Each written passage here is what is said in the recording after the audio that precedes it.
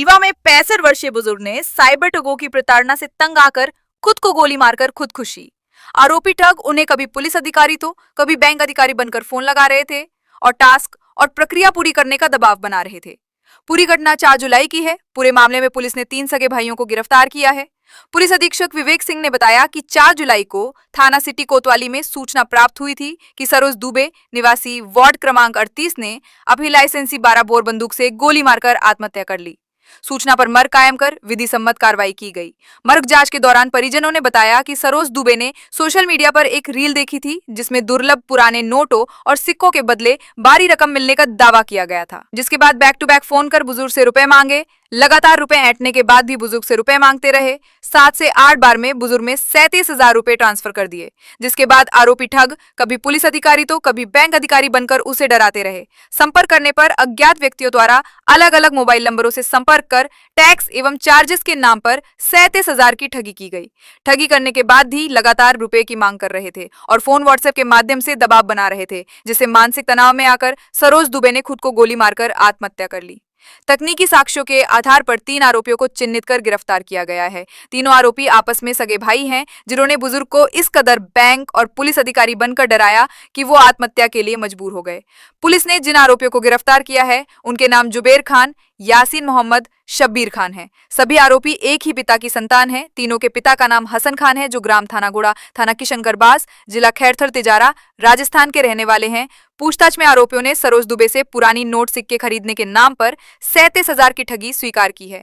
आरोपियों को रीवा लाकर माननीय न्यायालय में प्रस्तुत कर पुलिस ने रिमांड में लिया है। कोतवाली थाना क्षेत्र में एक वृद्ध है सरोज दुबे, उन्होंने अपनी स्वयं की लाइसेंसी बंदूक से अपने आप को गोली मार के आत्महत्या कर ली थी। और उसके बाद जब उसमें जांच हमने स्टार्ट की क्या कारण थे क्या नहीं थे, तो परिजनों ने बताया कि संभवतः इनके साथ कोई साइबर फ्रॉड हुआ है, जो कि अगले दिन हमको जानकारी लगी थी। और उसकी वजह से परेशान होकर उनके द्वारा लगातार पैसे मांगने की वजह से उन्होंने इस प्रकार से घटनाक्रम किया। और जिसके बाद इसमें हमने आत्महत्या के उत्प्रेरण का इसमें अपराध और 420 का अपराध इसमें हम दर्ज किया।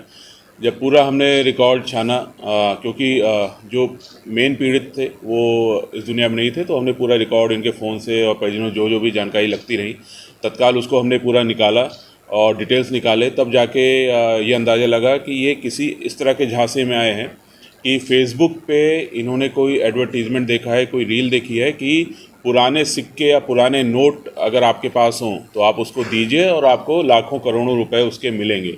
तो जिसके आधार पे इन्होंने उनके पास जो भी सिक्के थे और वो सारी चीज़ वो उनको भेज रहे थे।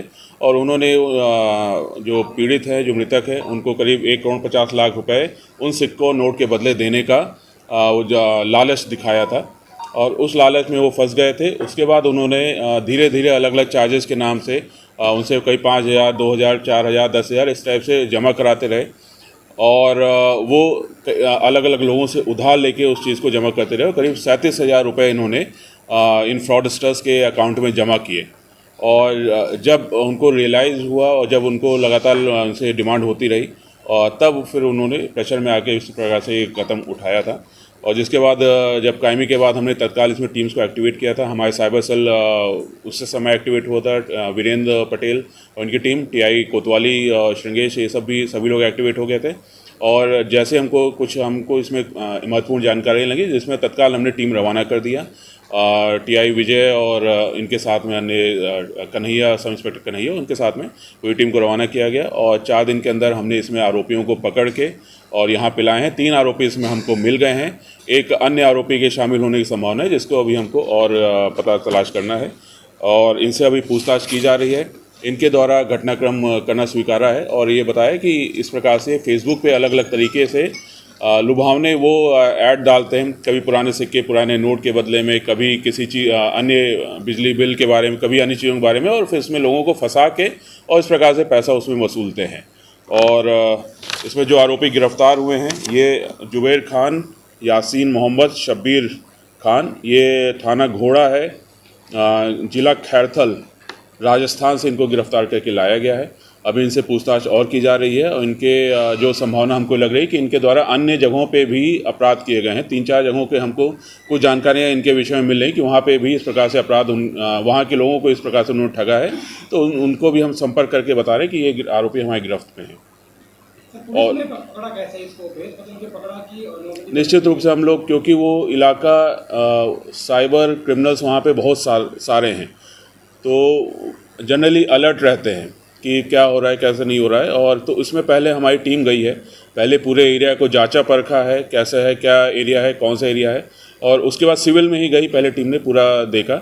उसके बाद संबंधित थाने पे उन्होंने बताया, पूरी जानकारी दी, और उसके बाद थाना और हमारी टीम के द्वारा जब एग्जैक्ट स्पॉट हमने चिन्हित किया उसके बाद वहाँ से उनको पकड़ा। और बहुत ही वहाँ पे बहुत विरोध का सामना करना पड़ा है, जो परिजन है उन्होंने बहुत विरोध किया, लेकिन हमारी टीम और जो वहाँ की टीम है उन्होंने बहुत ही संयम उसके साथ इन आरोपियों को पकड़ के यहाँ पे लाए। ये पेशेवर हैं, इनके ऊपर पहले से भी मुकदमा वगैरह दर्ज है या ये पहला?